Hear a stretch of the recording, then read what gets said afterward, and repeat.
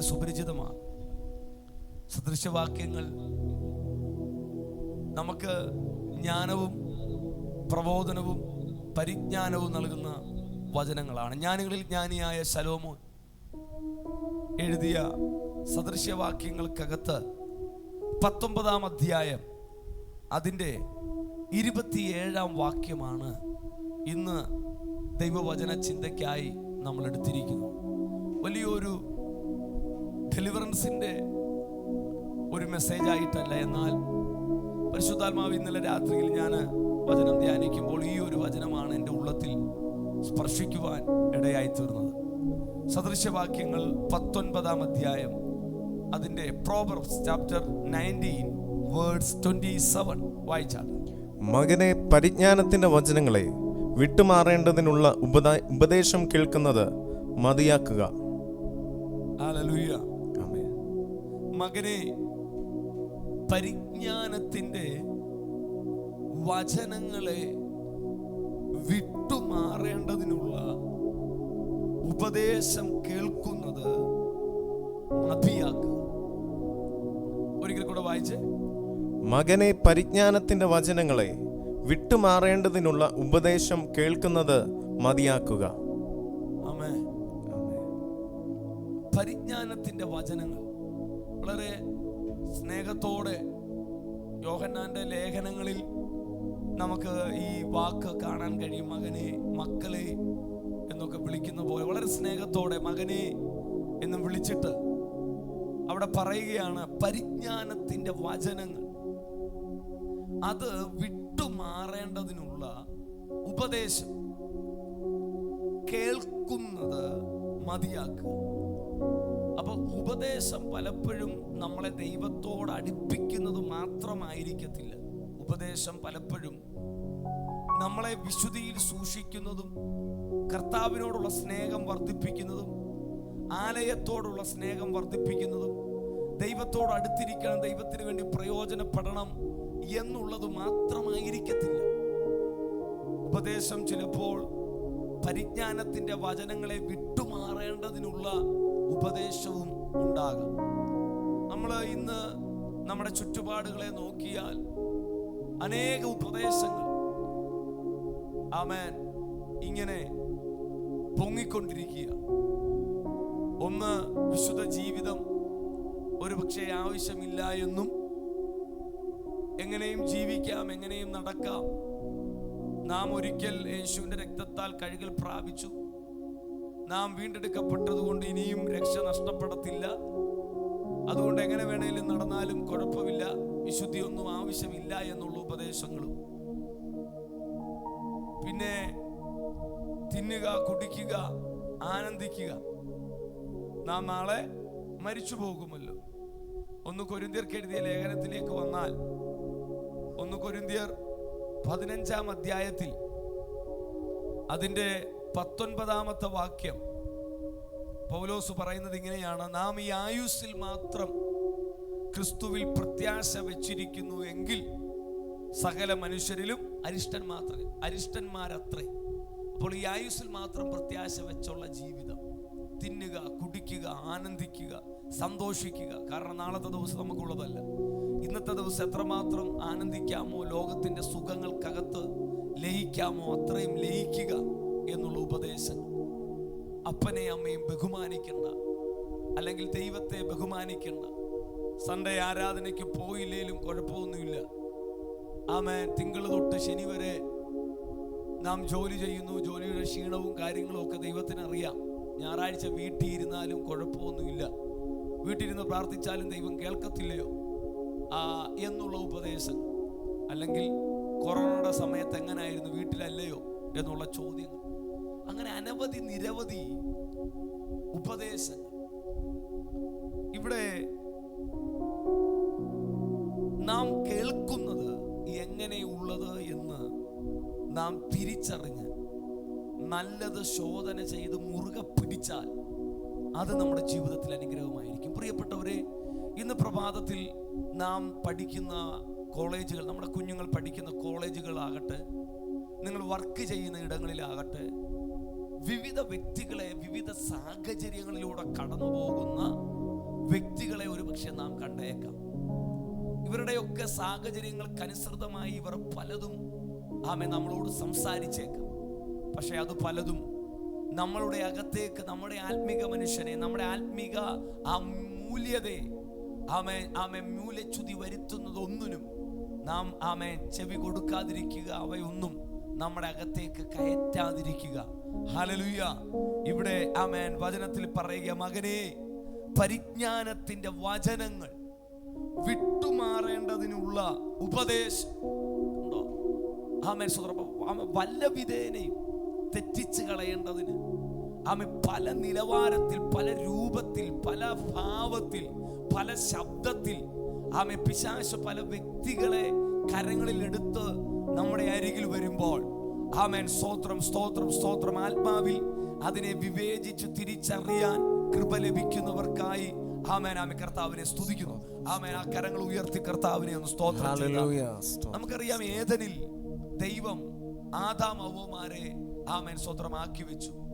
അവരോട് തോട്ടത്തിലെ തോട്ടം കാപ്പാനും അതിലെ സകല വൃക്ഷങ്ങളെ അതിന്റെ ഫലങ്ങളൊക്കെ തിന്നാമെന്നാൽ ഒരു വൃക്ഷത്തിന്റെ ഫലം മാത്രം തിന്നരുത് എന്ന് കർത്താവ് പറഞ്ഞിരുന്നു. എന്നാൽ അവരുടെ അരികിലേക്ക് പിശാച് ഉപായ രൂപേണ അടുത്തു വരികയാണ്. എന്നിട്ട് ചോദിക്കുന്നത് വളരെ രസകരമായിട്ടാണ്. സ്തോത്രം. 3-ാം അധ്യായം അതിന്റെ 2-ാമത്തെ വാക്യം, സ്ത്രീ പാമ്പിനോട്, തോട്ടത്തിലെ വൃക്ഷങ്ങളുടെ ഫലം ഞങ്ങൾക്ക് തിന്നാം, എന്നാൽ നിങ്ങൾ മരിക്കാതിരിക്കേണ്ടതിന് തോട്ടത്തിന്റെ നടുവിലുള്ള വൃക്ഷത്തിന്റെ ഫലം തിന്നരുത്, തൊടുകയും അരുത് എന്ന് ദൈവം കൽപ്പിച്ചിട്ടുണ്ട് എന്ന് പറഞ്ഞു. ദൈവം അത് തിന്നരുത് എന്ന് പറഞ്ഞു. എന്നാൽ താൻ അല്പവും കൂടെ ഒക്കെ കയറ്റി പറയുകയാണ്, തൊടരുതെന്നും കൂടെ കൽപ്പിച്ചിട്ടുണ്ട് എന്ന് പറഞ്ഞു. പാമ്പ് വളരെ ഉപായ രൂപേണ, നിങ്ങൾ മരിക്കയില്ല, നിശ്ചയം, അത് തിന്നുന്ന നാളിൽ നിങ്ങളുടെ കണ്ണു തുറക്കും, നിങ്ങൾ നന്മ തിന്മകളെ അറിയുന്നവരായി ദൈവത്തെ പോലെ ആകുകയും ചെയ്യുമെന്ന് ദൈവം അറിയുന്നു എന്ന് പറഞ്ഞു. അപ്പോൾ കേട്ടത് ആ ഉപദേശം, ആ പരിജ്ഞാനത്തിന്റെ വചനം, ദൈവം പറഞ്ഞിരുന്നത് വിട്ടുമാറാനുള്ള ഒരു ഉപദേശം. മരിക്കത്തൊന്നുമില്ല, നിങ്ങൾ കുറച്ചും കൂടെ ദൈവത്തെ പോലെ ആകത്തേ ഉള്ളൂ എന്ന് കേട്ടപ്പോൾ അവളുടെ ഉള്ളിൽ ആ കേട്ട ആ കാര്യം, അല്ലെങ്കിൽ ആ പിശാച്, ആ പാമ്പ് ചീറ്റിയ അല്ലെങ്കിൽ നൽകിയ വിഷം, അത് അവളുടെ അകത്ത് ദൈവത്തിന്റെ ആലോചനയ്ക്കെതിരായി ചിന്തിപ്പാൻ, ദൈവത്തിന്റെ വചനത്തിന്, ശബ്ദത്തിന് എതിരായി നിൽപ്പാൻ, എതിരായി ചിന്തിപ്പാൻ ഒരു പ്രേരണ കൊടുക്കുക. അങ്ങനെ അവൾ സ്തോത്രം അത് പറിച്ചു, അത് തിന്നുവാനിടയായി തീർന്നു. പ്രിയപ്പെട്ടവരെ, മകനെ, മകളെ, പരിജ്ഞാനത്തിന്റെ വചനങ്ങളെ വിട്ടുമാറേണ്ടതിനുള്ള ഉപദേശം. ഇവിടെ വീണ്ടും കൊരിന്ത്യ ലേഖനത്തിലേക്ക് വരുമ്പോൾ പൗലോസ് വളരെ രസകരമായിട്ടാണ് അത് അവതരിപ്പിച്ചിട്ടുള്ളത്. 2 കൊരിന്ത്യരിലേക്ക് വരുമ്പോൾ 11-ാം അധ്യായത്തിൽ പൗലോസ് പറയുകയാണ്, ഞാൻ ക്രിസ്തു എന്ന ഏക പുരുഷന് നിർമ്മല കന്യകയായി ഏൽപ്പിച്ചു കൊടുക്കുവാൻ നിങ്ങളെ വിവാഹ നിശ്ചയം ചെയ്തിരിക്കുകയാണ്. എന്നാൽ സർപ്പം ഹവ്വയെ ഉപായത്താൽ വഞ്ചിച്ചു. ഏതാണ് ഈ ഉപായം? ഈ ഉപായമാണ് ഞാൻ പറഞ്ഞ പരിജ്ഞാനത്തിന്റെ വചനം വിട്ടുമാറാനുള്ള ഉപദേശം എന്ന വസ്തുത. പരിജ്ഞാനത്തിന്റെ വചനം വിട്ടുമാറാനുള്ള ഉപദേശം, ഇതാണ് പൗലോസ് ഇവിടെ പറഞ്ഞിരിക്കുന്ന ഉപായം. എന്നാൽ സർപ്പം ഹവ്വയെ ഉപായത്താൽ, ഏതുപായത്താൽ? പരിജ്ഞാനത്തിന്റെ വചനം വിട്ടുമാറുക എന്നുള്ള ഉപദേശം എന്ന ഉപായത്താൽ വഞ്ചിച്ചു കളഞ്ഞു. മനസ്സിലായവർ കർത്താവിനെ സ്തോത്രം. ഈ അന്ത്യകാലയളവിലും ഈ നാളുകളിലും സ്തോത്രം, പിശാച് വല്ല വിധേനയും നമ്മളെ തകർത്ത് കളയാൻ പല രീതിയിൽ, പല വ്യക്തികൾ, പല മുഖാന്തരങ്ങൾ സ്വന്തം അങ്ങനെയൊക്കെ പലരുടെ നാവുകളിലൂടെ പല മേഖലകൾക്കകത്ത് അരികിൽ വരുമ്പോൾ പ്രിയപ്പെട്ടവരെ, നാം അത് തിരിച്ചറിഞ്ഞ് മുന്നേറാനിടയാകട്ടെ.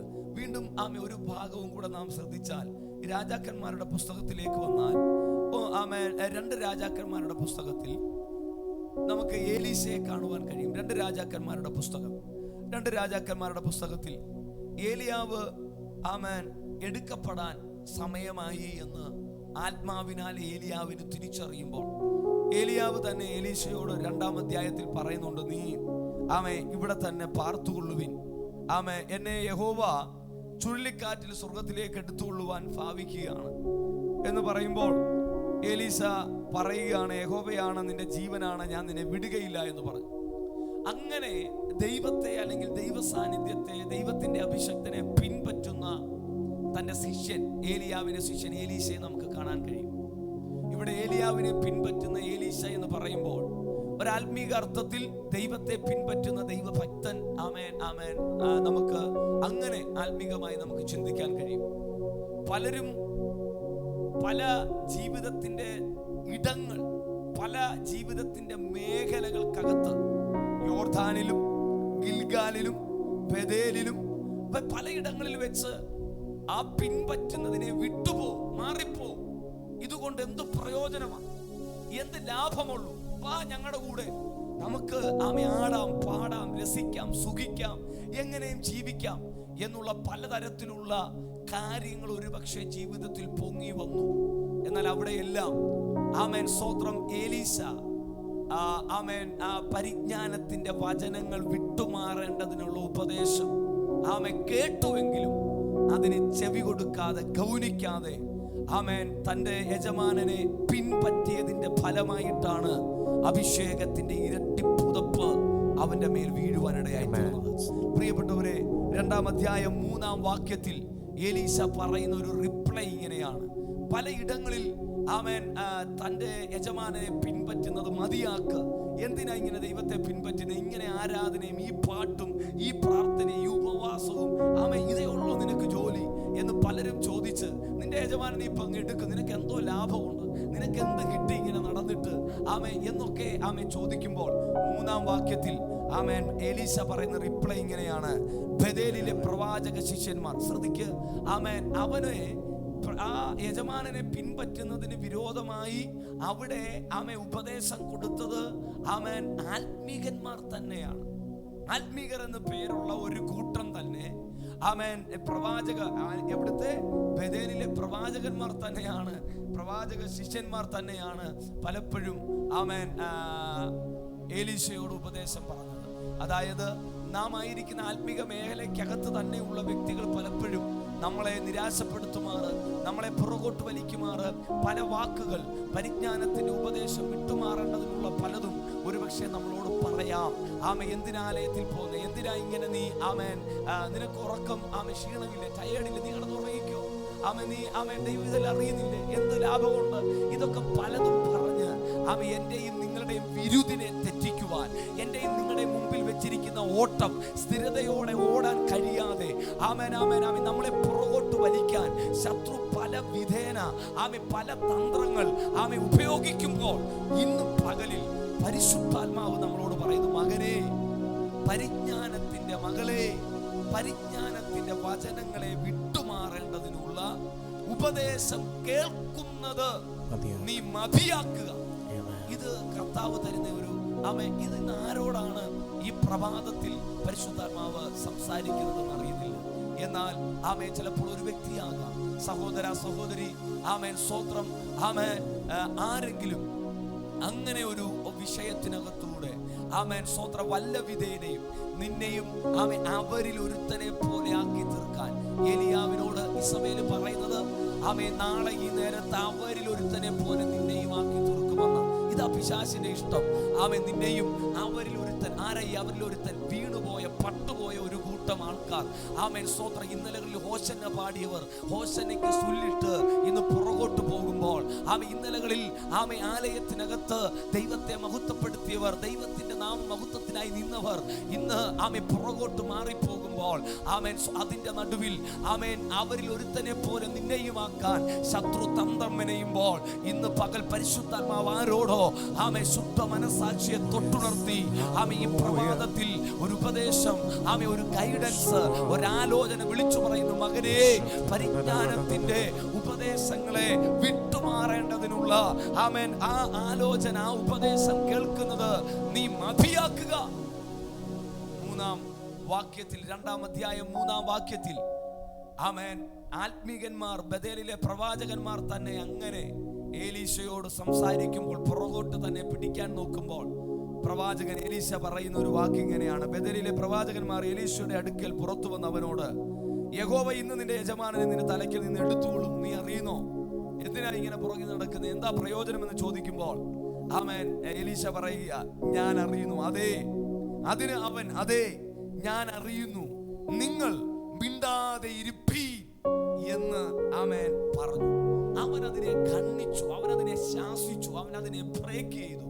ഇന്ന് പകലിൽ ആമേൻ സ്തോത്രം, ആമേൻ നമ്മുടെ അതിരം തുറന്ന് ആമേൻ മതി, നിർത്ത് എന്ന് ശാസിക്കേണ്ടടുത്ത് നമ്മൾ അതിന് തയ്യാറാകണം. ദൈവത്തിന്റെ ആമേൻ സ്തോത്ര സന്നിധി വിട്ട് നമ്മളെ പുറകോട്ട് വലിക്കാൻ ആമേൻ ശത്രു ഉപയോഗിക്കുന്ന തന്ത്രങ്ങൾ, ആ മേഖലകൾ, ആ മുഖാന്തരങ്ങളെ ബ്രേക്ക് ചെയ്യുവാൻ ഇടയാകട്ടെ, മുന്നോട്ട് ചുവടുവെക്കുവാൻ ഇടയാകട്ടെ.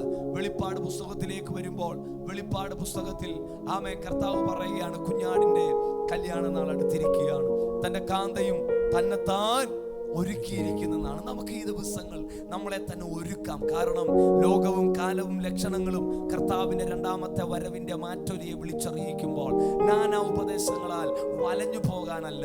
ആമേൻ സ്തോത്രം, ആമേൻ നീതിയുടെ, സത്യത്തിന്റെ, വിശുദ്ധിയുടെ ആമേൻ സ്തോത്രം, ആമേൻ ഉപദേശങ്ങളെ, നിത്യതയുടെ ഉപദേശങ്ങളെ ആമേൻ സ്തോത്രം വിട്ടുമാറേണ്ടതിനുള്ള ആമേൻ പല കാര്യങ്ങൾ ശത്രു പല വ്യക്തികളിലൂടെ നമ്മുടെ കാതുകളിൽ കേൾപ്പിക്കുമ്പോൾ ആമേൻ സ്തോത്രം, ആമേൻ അതിനെ നമ്മുടെ ഉള്ളിലുള്ള പരിശുദ്ധാത്മാവിനാൽ വിവേചിച്ച് തിരിച്ചറിഞ്ഞ് ശാസിക്കേണ്ടതിനെ ശാസിച്ച് ആമേൻ വിട്ടുമാറേണ്ടതിനെ വിട്ടുമാറി ദൈവത്തോട് ചേർന്നിരിപ്പാൻ ദൈവം നമ്മളെ സഹായിക്കട്ടെ.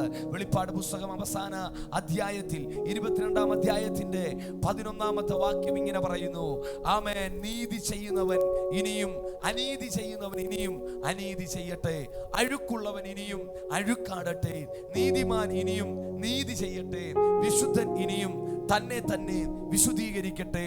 ഇതാ ഞാൻ വേഗം വരുന്നു, ഓരോരുത്തനും അവനവന്റെ പ്രവൃത്തിക്ക് തക്കവണ്ണം കൊടുക്കുവാൻ പ്രതിഫലം എന്റെ പക്കലുണ്ട്.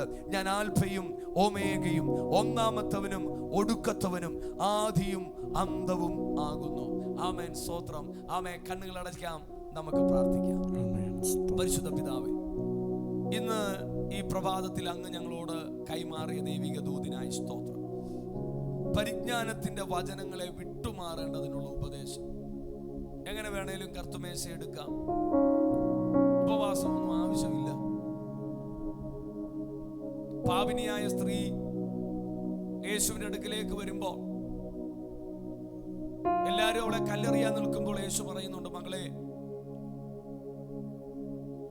നിങ്ങളിൽ പാപമില്ലാത്തവൻ ആദ്യം ഇവളെ കല്ലെറിയട്ടെ എന്ന് പറഞ്ഞിട്ട് പിന്നെ ആരെയും കണ്ടില്ല കല്ലെറിയാൻ. അപ്പോൾ യേശു പറയുന്നുണ്ട്, മകളെ, ആരും നിന്നെ കല്ലെറിഞ്ഞില്ലയോ? ഞാൻ നിന്റെ പാപങ്ങളെ ക്ഷമിച്ചു തന്നിരിക്കുന്നു എന്ന് പറഞ്ഞിട്ട് അടുത്ത പറയുന്ന ഒരു വാക്യം ഇങ്ങനെയാ, മേലാൽ പാപം ചെയ്യും. എന്നാൽ രക്ഷിക്കപ്പെട്ടു, ഇനിയും കർത്താവ് സ്നേഹവാനാണ്, സ്നേഹമാ. നാം എന്ത് ചെയ്താലും പാപം ചെയ്താലും കുഴപ്പമില്ല, കർത്താവ് ഒന്ന് ക്ഷമിച്ചോളൂ എന്ന് പറഞ്ഞ് തിരികെ പാപം ചെയ്യാനല്ല. മകനെ, പരിജ്ഞാനത്തിന്റെ വചനങ്ങളെ വിട്ടുമാറേണ്ടതിനുള്ള ഉപദേശം കേൾക്കുന്നത് മതിയാക്കുക. ദൈവത്തെയും ദൈവ സാന്നിധ്യത്തെയും ആലയത്തിന്റെ കൂട്ടായ്മകളെയും ദൈവത്തിന്റെ സാന്നിധ്യത്തെ, ഉപവാസത്തെ, പ്രാർത്ഥനയെ, വിശുദ്ധ ജീവിതത്തെ, നിത്യതയെ മുറുകെ പിടിക്കേണ്ടതിനുള്ള ഉപദേശം ആമേൻ കേൾക്കുന്നത്. അത് പറയുന്നത് ആരാകട്ടെ, നമ്മുടെ പ്രിയ സ്നേഹിതന്മാരാകാം, ചിലപ്പോൾ ബഥേലിലെ ആമേൻ പ്രവാചകന്മാരാകാം.